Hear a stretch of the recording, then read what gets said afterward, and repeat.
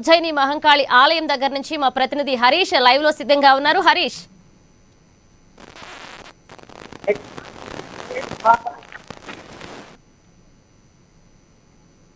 ఉదయం 4 గంటల నుంచి కూడా ప్రారంభమైన ఈ బోనాల సమర్పణకు సంబంధించి కూడా ఇప్పటికీ కొనసాగుతున్న పరిస్థితి అయితే కనిపిస్తూ ఉన్నది. ఇక వేలాదిగా మంది భక్తులంతా కూడా సికింద్రాబాద్ మహంకాళి అమ్మవారి దర్శనాని కోసం వస్తూ ఉన్నారు. ఒకవైపు బోనాల సమర్పణతో కావచ్చు, అలా మరోవైపు ఘటాల ఊరేగింపు సందడి కూడా కొనసాగుతున్న నేపథ్యం అయితే కనిపిస్తూ ఉంది. ఇక మొత్తంగా ఏదైతే మధ్యాహ్నం సీఎం రేవంత్ రెడ్డి అమ్మవారికి పట్టు వస్త్రాలు సమర్పించారు. ఇక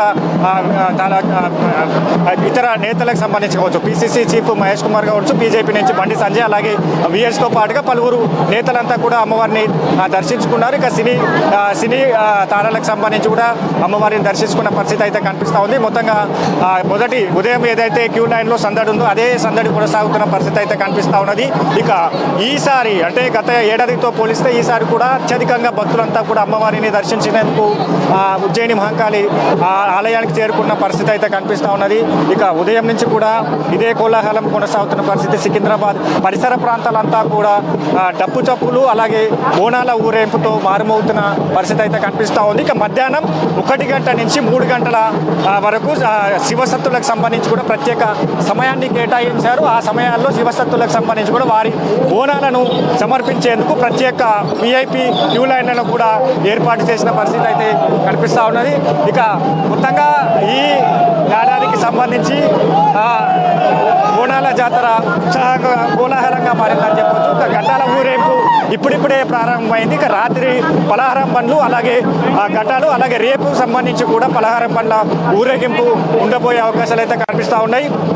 ఇంకా మొత్తంగా జోగినీలకు సంబంధించి కూడా ప్రత్యేకంగా వారికి మధ్యాహ్నం తర్వాత వారికి అవకాశం కల్పించారు. జోగినీలకు సంబంధించి కూడా వారు బోనాలను సమర్పించుకునేందుకు వారికి ప్రత్యేకంగా విఐపి గ్యాలరీని ఆ సమయాల్లో కూడా వారికి కేటాయించారు. వారు కూడా అమ్మవారికి బోనాలు సమర్పించుకునేందుకు ఆలయ పరిసర ప్రాంతాల్లోనికి వస్తున్న సందడి కనిపిస్తూ ఉన్నది. ప్రస్తుతం చూస్తున్న విజువల్స్ కూడా ఏదైతే జోగి నెలకు సంబంధించిన బోనాల సమర్పణకు వస్తున్న విజువల్స్ కూడా చూస్తున్న నేపథ్యం అయితే కనిపిస్తూ ఉన్నది. మొత్తంగా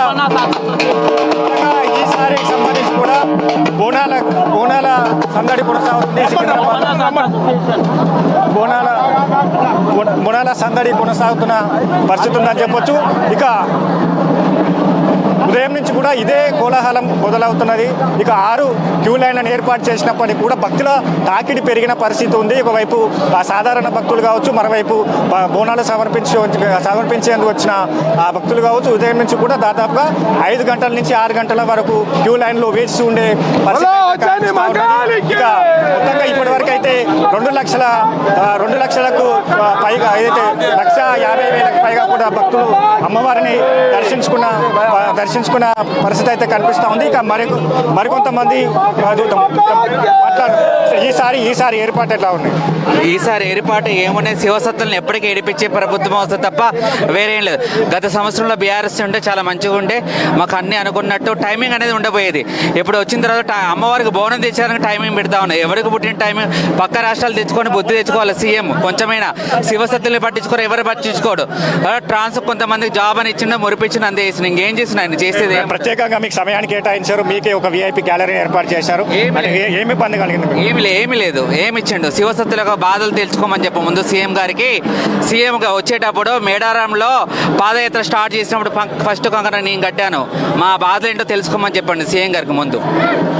రైట్ విఐపి గ్యాలరీలకు సంబంధించి కూడా శివశక్తులకు కల్పించినా కూడా వాళ్ళు అసంతృప్తి వ్యక్తం చేస్తున్న పరిస్థితి అయితే కనిపిస్తూ ఉంది. ఇక ఈ సాయంత్రం నుంచి కూడా ఈ సందడి పెరిగే అవకాశాలు అయితే కనిపిస్తూ ఉంటాయి. ఎందుకంటే ఇప్పుడు ఘటాల ఊరేగింపు ఉంటుంది, పలహారం బండ్ల ఊరేగింపు ఉంటుంది. ఇక ఏదైతే పూతరాజుల విన్యాసాలకు సంబంధించి కావచ్చు సాయంత్రం నుంచి మొదలవుతావు కాబట్టి మొత్తంగా మరికొంత సమయంలో కూడా సికింద్రాబాద్ పరిసర ప్రాంతం అలాగే ఆలయం అంతా కూడా ఒక సందడిగా నెలకొనే అవకాశాలు అయితే కనిపిస్తున్నాయి. రేపు ఉదయం స్వర్ణత అనే అవివాహిత రేపు రంగం కార్యక్రమం ఉంటుంది. రంగం కార్యక్రమం తర్వాత భవిష్యవాణి వినిపిస్తారు. రేపు కూడా ఇదే సందడి సికింద్రాబాద్ ఆలయం కొనసాగే అవకాశాలు అయితే కనిపిస్తాయి. 2 రోజుల పాటు సంబంధించి కూడా ఈ బోనాల జాతర కొనసాగనున్నది కాబట్టి ఇక మొత్తంగా అన్ని శాఖల సమన్వయంతో కూడా ప్రశాంతంగా సికింద్రాబాద్ ఉజ్జయిని మహంకాళి బోనాల జాతర కొనసాగుతుందని చెప్పొచ్చు. Manisha. Right thank you Harish.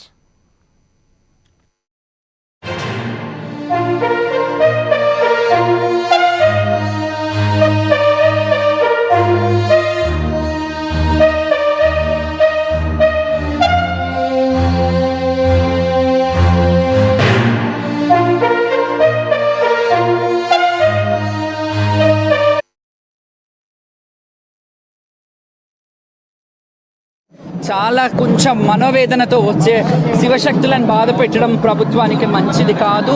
ప్రభుత్వం ఇప్పటికైనా గ్రహించండి. అలాంటి టైం మీదనే వచ్చామమ్మా. 1 to 3, 1 to 4 అని అన్నారు. 1 o'clockకి విఐపీలు వస్తున్నారు, ముఖ్యమంత్రి గారు వస్తున్నారు, మీరు ఇప్పుడు రావద్దు అన్నారు. సరే రాలేదు, ఇప్పుడు కూడా ఇలా చేస్తే 15-20 కిలోలండి. 15-20 కిలోలు కావాలంటే మీరు తీసుకొని ఎత్తుకొని చూడండి. 15-20 కిలోల బరువు అండి ఇది. మేము ఈ బరువుని అమ్మ మీద పురిటి నొప్పులు ఎట్లా పోతాయో, అమ్మని చూస్తే బిడ్డకు పురిటి నొప్పులు ఎలాగైతే పోతాయో అలా అమ్మకి బోనం ఎక్కిస్తే మా బాధ, మేము ఎత్తుకున్న కష్టాన్ని మర్చిపోతాం. అట్లా అని అమ్మవారికి పట్టడం అన్నం భంగం కాకుండా తేవాలని ఆశిస్తున్నాం. దయచేసి ఇట్లాంటి చర్యలు ఎప్పుడూ చేయకండి. మేము ఇంతగా శివశక్తులం సపోర్ట్ చేస్తున్నాము, ఎందుకు మీరు అర్థం చేసుకోవట్లేదు? ఎందుకు నిజంగా చెప్తున్నాను, ఖచ్చితంగా మా శివశక్తులు ఎవరు మాకు సపోర్ట్ చేస్తే వాళ్ళతోనే ఉంటాం. మేము మళ్ళీ చెప్తున్నా, ప్రభుత్వాలు వస్తాయి పోతాయి, మేము శాశ్వతంగా బ్రతికున్నంత వరకు, ఊపిరి ప్రాణంలో ఊపిరి ఉన్నంత వరకు మేము అమ్మవారి సేవ చేసేవాళ్ళము. నేను చాలా ప్రభుత్వాలు, చంద్రబాబు నాయుడు గారిని చూశాను, రాజశేఖర రెడ్డి గారి పీరియడ్లో చేశాను, ఉమ్మడి ఆంధ్రప్రదేశ్ ఉన్నప్పుడు కూడా చేశాను, ఇప్పుడు చేశాను. చిన్న చిన్న ఇబ్బందులకే అదుకున్నాం, కానీ ఇన్ని ఏర్పాట్లు చేస్తామని చెప్పి నమ్మించి ఇలా చేయడం అస్సలు చాలా గొప్పగా ఏర్పాటు చేస్తామని చెప్తుంది. గ్రౌండ్ లెవెల్ ఎట్లా ఉంది అసలు? గ్రౌండ్ లెవెల్లో మీరే చూసి చేస్తే బాగుంటుంది. గ్రౌండ్ లెవెల్ మేము చెయ్యము. నేను పదే చెప్తున్నాను, ఒక కమిటీ వేయండి, బోనాల ఉత్సవ కమిటీ వేయండి. నేను ఒకటే అంటున్నాను, ఇప్పుడు అంటున్నాను, ఖచ్చితంగా ప్రభుత్వంలో ప్రభువులు మా ఆదేశాలు మావి కూడా కొన్ని సలహాలు సూచనలు తీసుకొని ఉత్సవాలు చేస్తే బాగుంటుంది. ఎవరండి బోనాలు చేస్తారు ఇక్కడ భగవంతుని తెచ్చి పెట్టింది ఎవరు? అమ్మవారి భవిష్యవాణి రంగం చెప్పేది ఎవరండి? అమ్మవారు జోగినీలు, మాతంగిలు, మాతోనే కదా పండుగ. మమ్మల్ని కూడా ఇలా చేస్తే ఇంకెక్కడ పోతుంది రాజ్యం? ఈ కరువు కాటకాలు, ఈ వర్షాలు రాకపోవడాలు ఇవన్నీ ఉట్టిగానే జరుగుతున్నాయి అనుకుంటున్నారా? జోగిని మాతాంగులని, రాజజోగినిలని అవమానిస్తే ప్రభుత్వాలు ఏమైనా మీకు కూడా తెలుసు. ఇప్పటికి కూడా మేము అంటున్నాం, మమ్మల్ని ఎవరు ఆదరిస్తారో ఆ ప్రభుత్వమే నిలబడాలని కోరుకుంటున్నాను.